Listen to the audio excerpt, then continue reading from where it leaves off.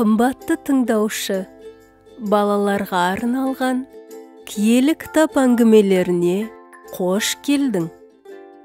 Көбірек киелі кітап әңгімелерін тыңдағың келсе, арнамызға жазылуға болады. YouTube'дан көріп жатсаң, лайк басып, жазылуды ұмытпа. Бүгінгі әңгіме киелі кітаптан болмақ. Тыңдайық. Малғұрада туған патша. Ағаш ұстасы Жүсіпті мұң басты. Өзі жақсы көріп, атастырылған қалыңдығы Мәриямның аяғы ауыр боп қалыпты. Алайда бала Жүсіптен емес еді. Олар әлі үйленген де жоқ болатын. Ол жайында өсек аян тарала бастады. Жүсіп Мариямнан бас тартпақшы болды. Сол түні оған түсінде Тәңірдің періштесі аян беріп, Дәуіттің ұрпағы Жүсіп, қалыңдығың Мариямға үйленуден қорықпа. Ішіндегі баласы киелі рухтан пайда болған.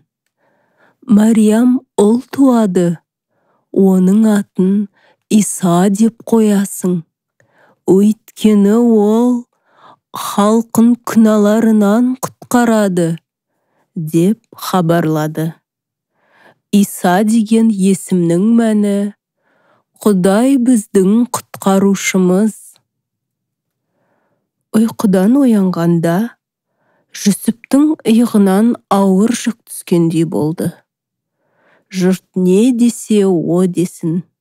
Ол Мариямға үйленіп, оны және нәрестені қамқорламақ. Көп ұзамай Рим патшасы Август бұйрық жариялап, Рим империясының әр тұрғыны ата мекенінде ресми тізімге тіркелсін, деді. Осылайша патша барлық адамдарға бас салығын төлетпек болды.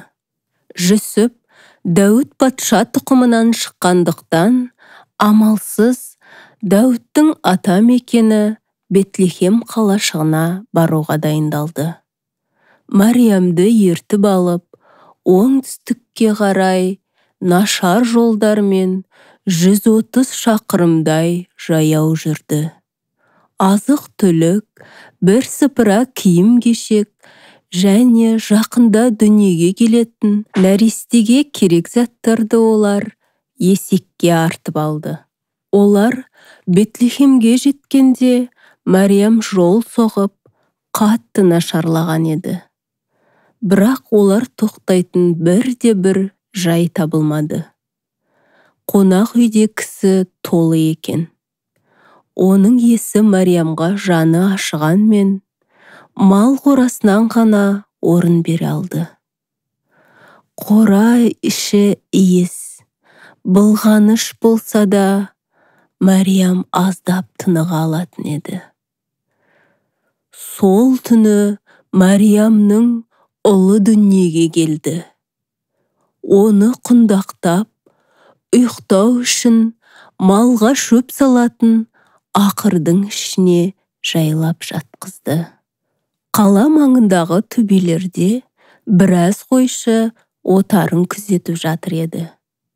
Түн қараңғы, айнала тып-тыныш болатын. Анда-санда ғана маңыраған қойдың даусы естіліп тұрды.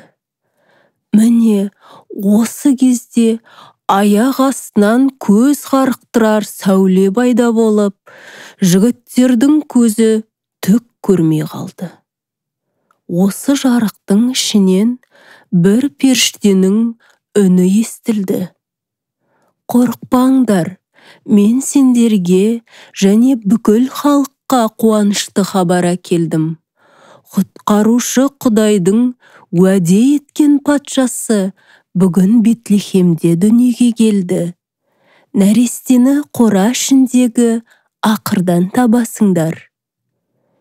Кенеттен малшылар Құдайды мадақтап тұрған сансыз көп періштелерді көрді.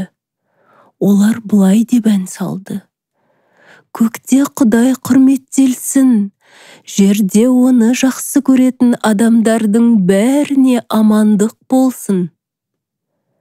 Періштелер ғайып болған соң, айналаны қайтадан қараңғылық басты. Қойшылар бір-бірімен ақылдасып, біз дереу Бетлехемге барайық, онда не болғанын көрейік, деп шешті. Олар қойларын қауіпсіз жерге жайғап, қалашыққа қарай асықты. Қорадан Мәриям мен Жүсіпті және ақырда жатқан нәрестені тапты. Сонда олар періштенің айтқанының бәрі де рас екенін көрді. Бастарынан кешкендерін Мәриям мен Жүсіпке түгелдей айтып берген олар кері қайтып кетті. Жолшыбай кездескен әрбір адамға қасиетті нәресте және періштенің ізгі хабары туралы айтып, ән салып, Құдайға көріп естігендері үшін ризашылық білдірді. Бұл олар үшін мәңгі есте қалар түн болды. Осы киелі кітап әңгімесін тыңдағаның үшін рахмет. Жүрегіңде, санаңда қалсын. Кездескенше.